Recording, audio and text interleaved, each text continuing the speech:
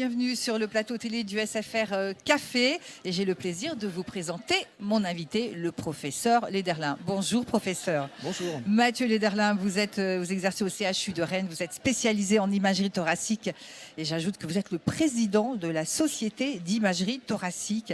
Merci d'être sur notre plateau.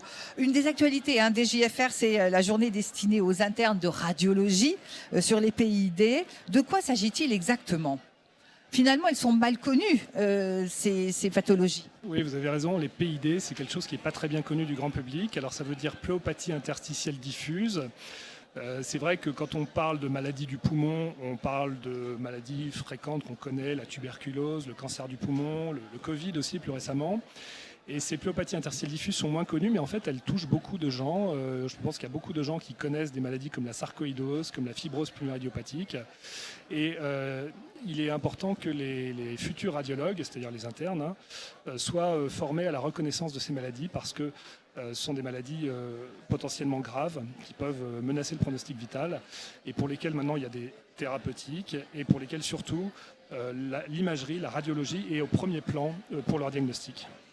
Professeur, quel type d'imagerie utilisez-vous? L'IRM, le scanner? Alors, dans ces maladies pulmonaires, les PID, l'examen clé, c'est le scanner. Le scanner, c'est vraiment le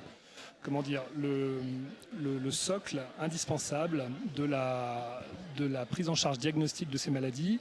Le scanner a fait tellement de progrès depuis quelques années.